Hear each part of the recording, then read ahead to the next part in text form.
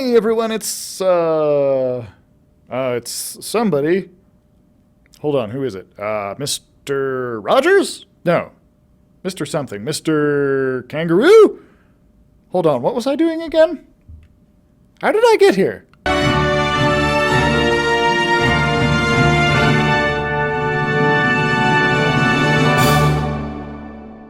Hey everyone, it's Mr. Aaron. Welcome to Book Babbles Middle Grade Edition, where this week we're all about characters who have experienced memory loss. So make yourself a note so you don't forget to watch the rest of this video and find a cool new read. This is what the boy is told. He woke up on planet Trucon, inside a fence he shouldn't have been able to pass. He has an Anorad blaster wound to the back of his head. He has no memory. He is now under the protection of a mysterious benefactor. His name is Chase Garrity. This is what Chase Garrity knows. He has a message. Guide the star. And time is running out. Okay, now I have experienced some rather unpleasant ways to wake up, but on an unfamiliar planet with a blaster wound in your head definitely outdoes anything I've gone through. If you like The Accidental Hero for its depiction of a character thrown into an impossible situation with very little knowledge of what he's supposed to do, yet somehow expected to beat the clock and save everyone anyway, then you might just like this.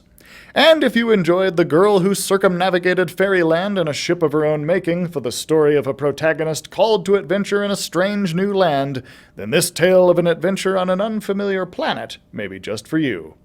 Unfortunately, no ebook or digital audiobook through the Library of the Lost Planet, but we still have it for you in print. Coming up next is a modern spin on a classic story that has itself become something of a classic. Let's check it out. Jason has a problem. He doesn't remember anything before waking up in a bus full of kids on a field trip. Apparently, he has a girlfriend named Piper, and his best friend is a guy named Leo. They're all students at the Wilderness School, a boarding school for bad kids, as Leo puts it. What did Jason do to end up here? And where is here exactly? Jason doesn't know anything, except that everything seems very wrong. Piper has a secret. Her father has been missing for 3 days, ever since she had that terrifying nightmare about his being in trouble. Piper doesn't understand her dream or why her boyfriend suddenly doesn't recognize her. When a freak storm hits during the school trip, unleashing strange creatures and whisking her, Jason, and Leo away to some place called Camp Half-Blood, she has a feeling she's going to find out, whether she wants to or not. Leo has a way with tools. When he sees his cabin at Camp Half-Blood filled with power tools and machine parts, he feels right at home. But there's weird stuff, too, like the curse everyone keeps talking about and some camper who's gone missing. Weirdest of all, his bunkmates insist that each of them, including Leo, is related to a god. Does this have anything to do with Jason's amnesia? Or the fact that Leo keeps seeing ghosts? Read this book and you might just find yourself running into a few familiar faces from Rick Riordan's inaugural series, Percy Jackson and the Olympians. Fans of any of Brandon Mull's stories where heroes from the modern world have to take on magical menaces in one form or another are sure to find something to like in this title. And if you enjoyed the Seven Wonders series where the hero is dying and has to try and find relics in the 7 wonders of the ancient world to cure himself, then this might be right up your alley as well.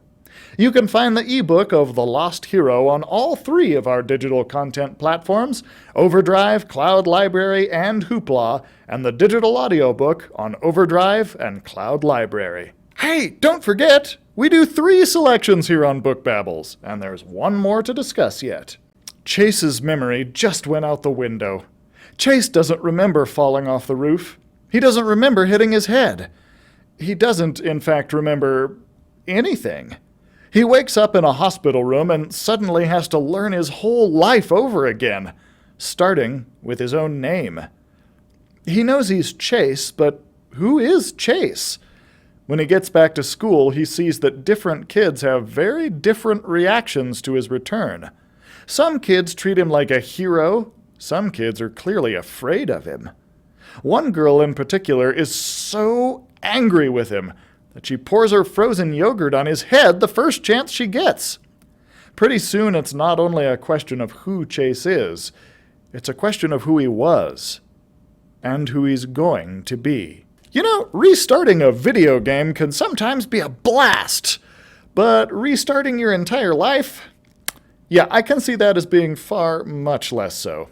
Those who enjoyed insignificant events in the life of a cactus, where a girl with no arms moves across the country and discovers a new strength she didn't know she had as she tries to navigate how the world perceives her, might find a similar story to like in this title.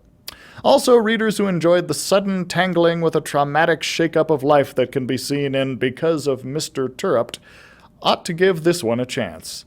You can find the ebook of Restart on Overdrive. Well, everyone, it's all the something we have for something. Well, whatever it was, hopefully it was enjoyable. See you next time!